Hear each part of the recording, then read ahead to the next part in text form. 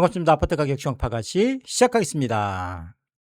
자, 이제 6월 말, 이제 7월로 넘어가면서 올해 하반기 집값 전망에 대한 많은 이야기들이 나오고 있는데, 일단 올라간다는 분들도 있고 떨어진다는 분들도 있고, 당연히 집값 전망이라는 것은 항상 그래 왔었는데요.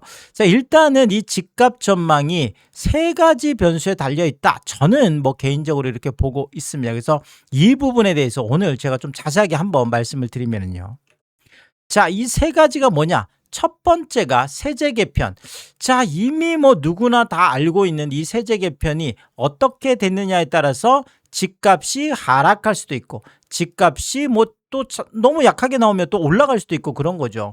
자, 그리고 두 번째가 추가 규제에 대한 건데, 결국은 추가 규제라는 것은 대출 규제 같은 금융 규제가 있을 수 있겠고, 자, 그 다음에 토지거래 허가 구역이라든지 아니면 조정 대상 지역 같은 이런 추가 규제 지역을 확대하는 요런 이야기가 될 수가 있겠고요. 자, 세 번째가 금리 인상이, 지금 한국은행 금리 인상이 7월로 예정이 되어 있습니다. 자, 이러다 보니까 지금 세제 개편이든 추가 금융 규제든 또 규제 지역이든 금리 인상이든 정말 만만치 않은 것들이 대부분 지금 7월에 쏟아질 가능성이 많거든요. 그러면 7월에 이것이 한꺼번에 확 쏟아진다고 하면 하반기 집값이 오르지 못하도록 어떻게 보면 길목을 딱 차단하는 이런 효과가 있어서, 자, 결국은 이 세 가지 변수를 구체적으로 살펴보는 게 중요하다. 이렇게 좀 말씀을 드리겠고. 자, 그러면 가장 중요한 첫 번째 세제 개편부터 좀 말씀을 드리면은요.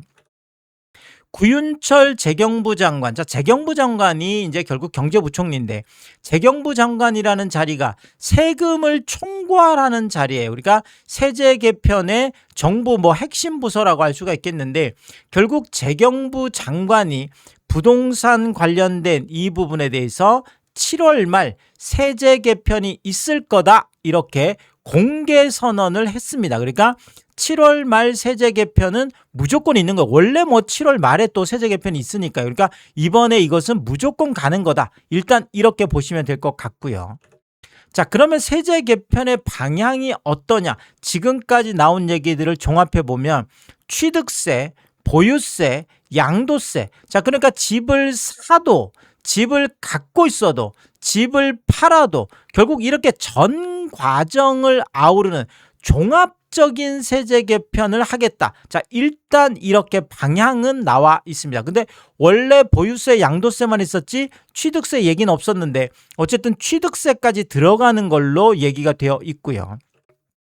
자, 취득세 개편이 굉장히 좀 획기적인데, 지금 나온 얘기를 들어보면 이 집을 살 때 실거주 목적이냐, 투자 목적이냐. 지금 이재명 정부는 이 투자라는 것을 투기로 같이 보고 있습니다. 그래서 이재명 대통령도 직접 투자, 투기 이렇게 같이 쓰고 있거든요, 용어를. 그래서 투자는 그냥 투기로 보기 때문에 결국은 투자 목적, 투기 목적에는 더 높은 취득세율을, 자, 지금 현재 취득세 중과가 8%, 3주택은 12% 이렇게 가 있잖아요. 그러면 제가 개인적으로 생각해 볼 때는 결국은 이 투자 목적, 투기 목적인 경우에는 1주택인 경우에도 결국은 이 다주택자의 어떤 중과처럼 높은 취득세율, 그러니까 8%나 12%, 그럼 10억짜리 아파트 사는데 취득세만 8천만 원, 취득세만 1억 2천, 이렇게도 나올 수 있다라는 거죠. 어쨌든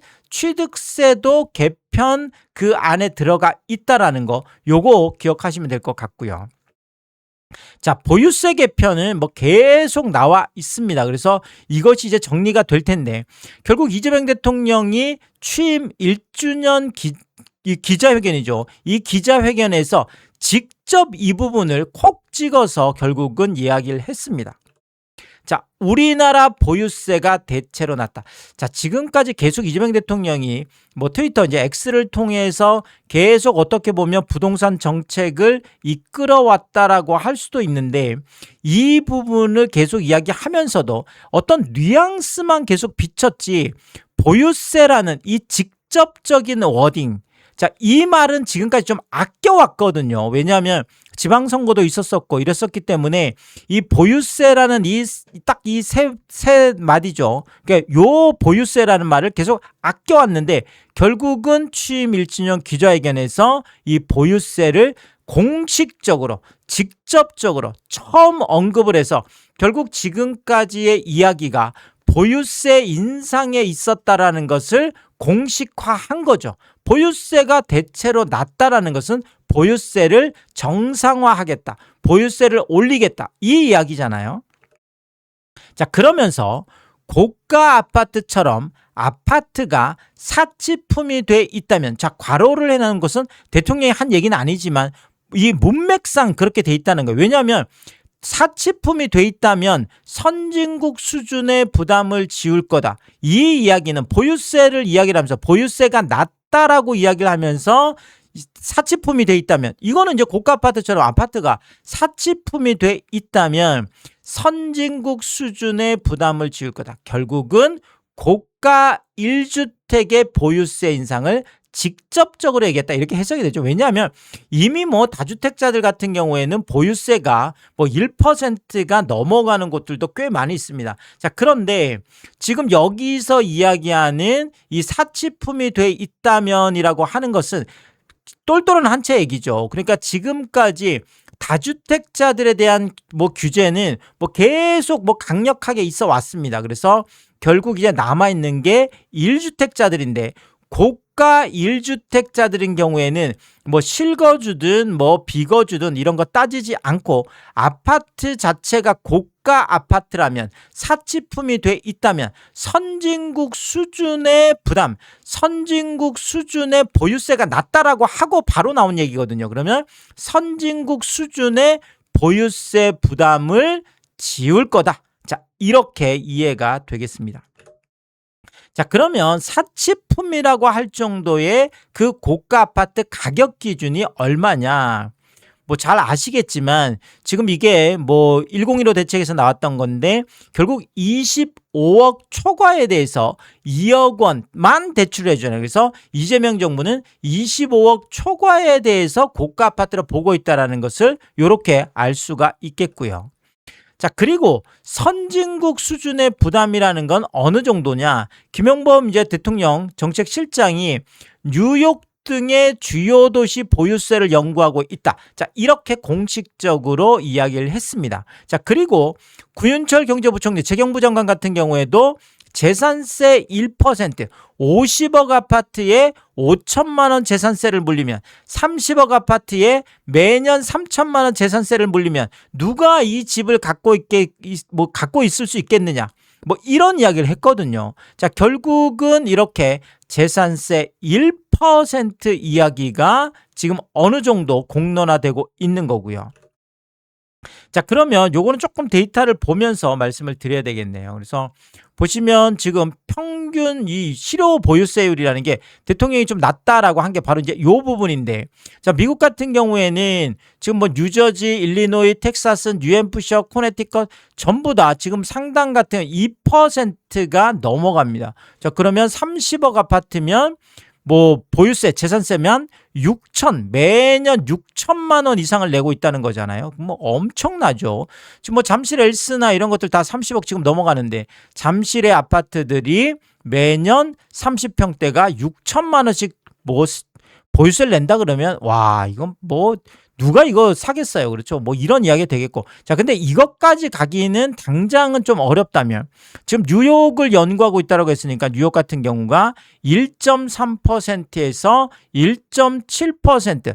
자, 그러면 지금 나온 얘기는 구윤철 경제부총리가 1% 얘기를 했기 때문에, 자, 요거 중간값이 1.5%거든요.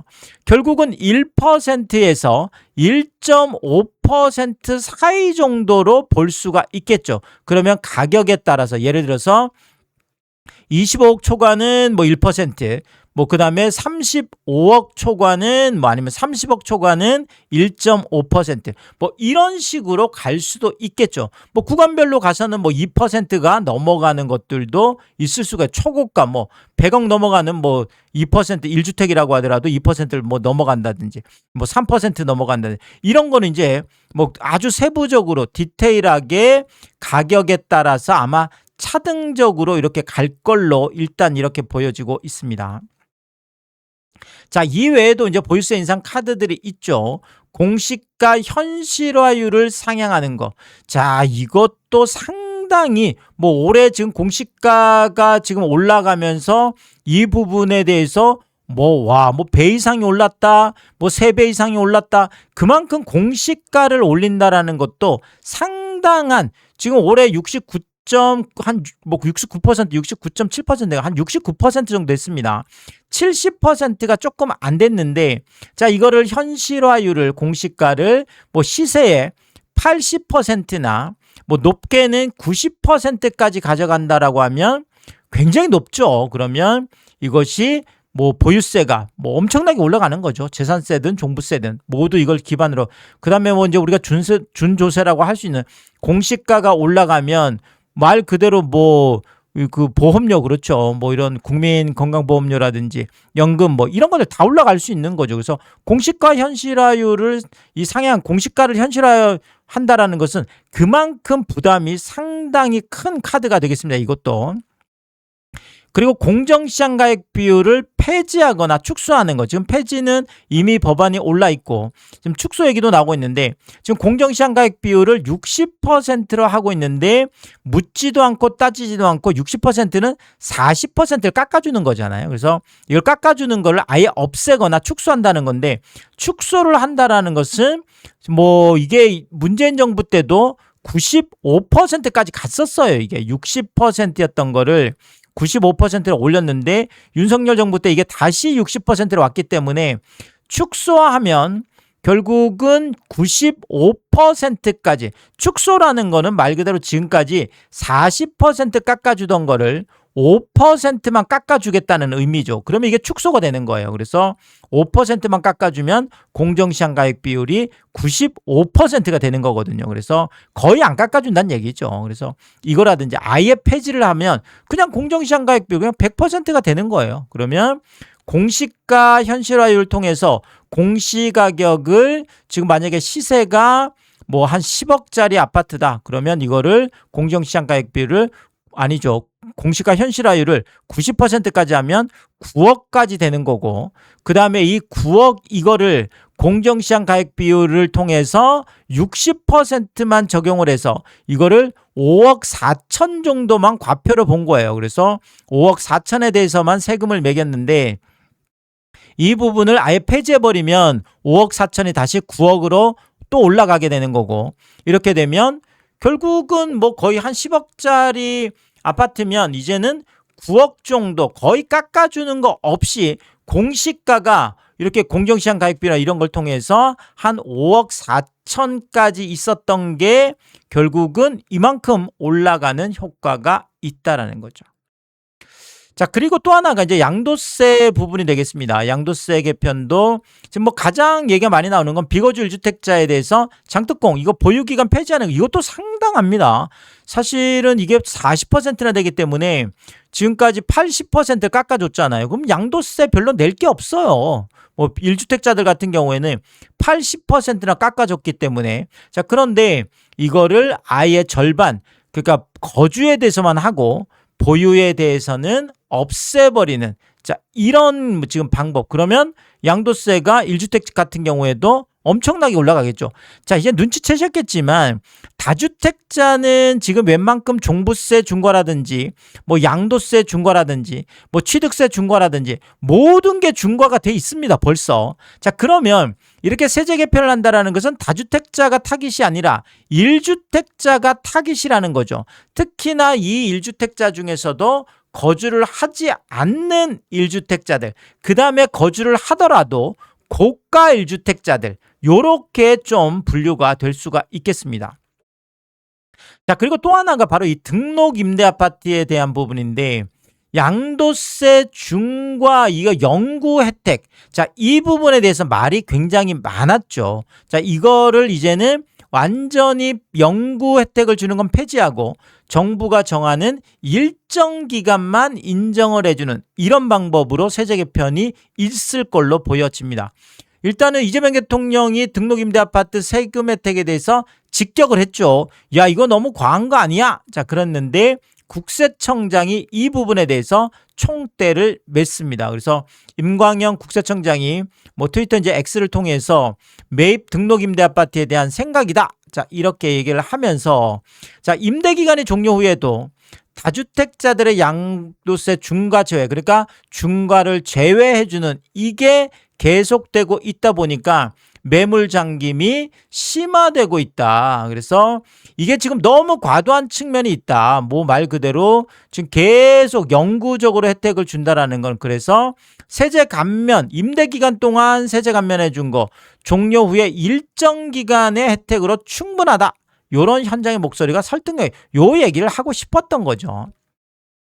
자, 그래서 이 등록 임대 주택 이게 거의 6만 8천, 서울만 한 6만 8천 채, 7만 채가 된다는 거잖아요. 그래서 이게 129 지금 뭐 수도권 도심 공급이 한 6만 채 되는데 이거보다 훨씬 더 많다는 거잖아요. 그래서 한 7만 채 정도 가까운데 이거 매물을 출회를 할 수 있도록 엑시트 할 수 있도록 빠져나갈 수 있도록 이렇게 해주자라는 건데 그래서 등록 임대를 하고 있는 아파트들 이 부분에 대해서 직격을 구체적으로 한 거죠. 그래서 6만 8천 채가 매물로 나올 수 있도록 혜택을 없애버리겠다. 일단 이런 이야기로 보시면 되겠습니다. 자, 그러면 세제 개편 강력한 것들이 굉장히 많죠. 자, 그 다음에 지금 뭐 이제 추가 규제에 대한 얘기도 지금 계속 나오고 있죠. 자, 추가 규제 중에서 가장 주목받는 게 바로 전세 대출 규제가 되겠습니다. 이재명 대통령의 취임 1주년 기자회견에서 또 이 부분 보유세 부분을 직격을 했고 그 다음에 전세 대출 관련한 걸 또 직격을 했습니다. 그래서 전세 대출을 많이 해준 게 집값 상승의 주된 원인이다. 집값이 올라간 이유가 전세 대출 때문이다. 아니 대통령이 이렇게 집값 올라간 게 전세 대출 때문이라고 이렇게 직격을 하면 당연히 뭐 지금 금융당국자들은 대통령이 전세 대출 이 부분 손보라고 하네. 이렇게 당연히 여기겠죠. 전세는 특이하게 대한민국에만 있는 일종의 사금융이다. 와, 엄청난 워딩이었죠. 그래서 사금융이다. 네, 뭐 다들 뭐 이렇게 알고는 있었지만 대통령이 아예 대놓고 사금융이다 이렇게 해버리니까요. 뭐 실질적으로 맞긴 맞죠. 뭐 이제 집주인하고 세입자하고 뭐 이렇게 주고받는 보증금을 주고받는 사금융이죠. 자, 그런데 지금 이게 사라져가는 추세다. 이것이 정상화되는 과정이다. 아니 전세 매물 없어져서 뭐 전세 대란이다 뭐다 하는데 대통령은 이 부분에 대해서 그거 전세 매물 없어지고 뭐 하는 거 전세 이거 사라져가야 되는 거야. 이거 전세가 사라지는 거 이거 정상화되는 거야. 이렇게 보고 있다라는 거잖아요. 결국 전세 퇴출 수준의 대출 규제가 나올 거다. 당연히 뭐 이런 전망들이 나올 수밖에 없죠. 그래서 지금 가장 강력하게 나오는 이야기는 바로 공적 기관들이 전세 대출에 대해서 보증을 해주는 이 보증에 대한 비율이 원래 100%가 90%로 줄어들었다가 지금 80%까지 낮아져 있는데 이것을 더 낮게 축소를 하고 그 뭐 70이든 60이든 50이든 뭐 40이든 쭉 내려갈 수가 있고요. 자, 또는 전면 폐지 얘기가 나오고 있습니다. 와, 왜냐? 아니 당연히 그럴 수밖에 없는 게 대통령이 전세 대출에 대해서 이거 사금융이야 이렇게 이야기를 했는데 아니 이런 사금융에 공적 기관이 보증을 서준다? 말이 안 되잖아요. 이게 지금 이렇게 말이 안 되는 거잖아요. 그리고 사라지는 게 정상화다? 이렇게까지 얘기를 했는데 아니 사라져가고 이런 사금융에 왜 공적 기관이 나서서 이거 전세 대출을 보증을 해주느냐 말이 안 된다. 자, 이거 전면 폐지가 되면 은행들이 전세 대출을 취급할 수가 없어요. 아까 뭐 대통령도 얘기했지만 아니 사금융인데 서로 개인적으로 주고받는 건데 여기를 은행이 이거를 뭘 믿고 아니 뭐 둘이 뭐 짜고 치는 뭐 고스톱이 될 수도 있고 어쨌든 간에 뭐 어떤 문제가 생겼을 때 은행이 뭘 어떻게 할 수 있는 방법이 없잖아요. 이 부분에 대해서. 그래서 은행들이 지금까지는 이 보증, 공적 기관의 보증 때문에 뭐 전세금의 80%까지 그냥 웃으면서 빌려줬는데 이제는 뭐 전세금의 40%, 50% 빌려줘도 쫄려서 못 빌려주죠. 이거 뭐 사고 나면 이거 어떻게 할 거예요. 그래서 이런 것들 때문에 자, 이거 전면 폐지 뭐 이런 카드가 나온다 그러면 엄청난 충격을 줄 걸로 이렇게 일단 보여집니다. 그리고 비거주일 주택자들에 대한 전세 만기 연장부로 이거는 뭐 대통령이 계속 직접적으로 얘기를 하고 있죠. 아니 왜냐하면 지금 뭐 일반적으로 신규 같은 경우에는 지금 비거주일 주택자들은 전세 대출 자체가 안 됩니다. 자, 그런데 왜 그러면 이거를 해주냐? 자, 그래서 이거 해주지 마라. 결국 즉각 대출 원금 상환을 해야 되는 자 이런 상황이어서 자 결국은 만기 연장부로 이것도 많은 충격을 줄 걸로 일단 보여지고요. 자 그리고 고가 전세 세입자에 대한 무주택 경우에도 지금은 유주택, 1주택 경우에만 지금 뭐 이렇게 DSR을 적용을 하는데 이제 고가 전세에 대해서는 뭐 이거 고가라는 것은 전세는 뭐 정하기 나름인데 뭐 7억 이상이 될 수도 있고 10억 이상이 될 수도 있고 이거는 뭐 정부가 정하겠죠. 그래서 이 고가 전세 어떤 기준에 들어가게 되면 무주택인 경우에도 DSR을 적용을 하겠다. 자 이렇게 되면 전세 대출이 뚝 떨어질 수밖에 없는 상황이 되는 거죠. 자 그리고 또 하나가 1,000조 원이나 되는 이 어마어마한 전세보증금에 대해서 자 이 부분을 이재명 대통령이 사금융이다 이렇게 얘기를 한 거죠. 이 전세보증금 자 이것도 집주인들의 대출 아니 이거 집주인들의 부채 아니냐 집주인들이 갚아야 될 빚이다. 그러면 이 부분도 집주인이 뭐 이 DSR 여기에 적용을 시켜야 된다. 아니 부채인데 이렇게 되면 집주인들이 어디 가서도 돈을 못 빌리고 또 만기가 돌아왔을 때 이 부분에 대해서 엄청나게 그렇죠. 뭐 그냥 야 이건 뭐 즉각 상환을 할 수밖에 없겠죠. 이 DSR 지금 넘어가기 때문에 그래서 이런 부분들 때문에 지금 이 부분도 만약에 시행이 된다 그러면 굉장히 강력한 정책이 될 걸로 보여집니다. 자 그리고 이제 뭐 저의 뭐 이 파가시 뭐 개인적인 생각도 좀 말씀을 드리면 자 전세대출에 대해서도 주택담보대출처럼 원리금 상환 물론 전세대출은 원금을 상환하는 건 아니지만 원리금 상환을 하는 것을 기준을 해서 이 부분에 대해서 DSR 40%를 적용하는 뭐 이런 이야기도 실제로 나오고도 있거든요. 그래서 이런 부분들도 뭐 좀 혹시라도 검토하는 건 아닌가 이런 생각을 해볼 수가 있겠고요. 자, 그 다음에 요것도 뭐 저의 뭐 개인적인 생각인데요. 자, 주담대가 지금 뭐 6억, 4억, 2억, 뭐 15억 이하는 6억, 그 다음에 15억에서 25억까지는 4억, 그 다음에 25억 초과는 뭐 2억 이렇게 돼 있잖아요. 자, 이것처럼 지금 전세대출 같은 경우에도 뭐 3, 2, 1 한도 뭐 이렇게 해서 6억 이하는 뭐 3억, 10억 이하는 2억, 뭐 10억 초과는 1억 뭐 이렇게 할 수도 있지 않을까 요런 생각. 워낙 뭐 지금 이재명 정부가 좀 파격적인 대출 규제들을 나오다 보니까 뭐 여러 가지 지금 이야기들이 나오고 있습니다. 이 외에 지금 추가 대출 규제로 나오는 얘기들은 자 지금 대출 642 이것도 많다. 특히나 지금 15억 이하 쪽이 문제가 지금 되고 있거든요. 15억 이하 쪽이 지금 6억까지 대출이 되니까 지금 뭐 이것들 때문에 외곽 쪽이 뭐 올라가고 있다. 대출이 잘 되기 때문에 이런 얘기도 많이 나오고 있기 때문에 결국 642 한도를 축소할 수 있는 거죠. 그래서 3, 2, 1 이렇게 그러면 15억 이하는 3억 뭐 15억에서 25억까지는 2억 뭐 25억 초과는 1억 이렇게 축소하는 것에 대한 이야기도 계속 나오고 있고요.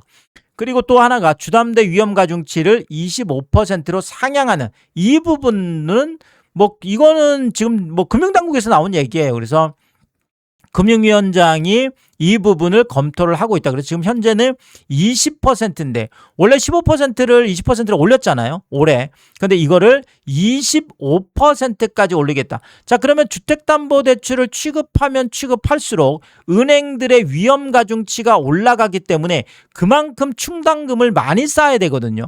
그러면 은행들이 주택담보대출을 취급을 안 하게 되죠. 그래서 이런 방법을 통해서 아예 은행들의 수도꼭지를 틀어 막아버리는 이런 이야기도 지금 나오고 있고요.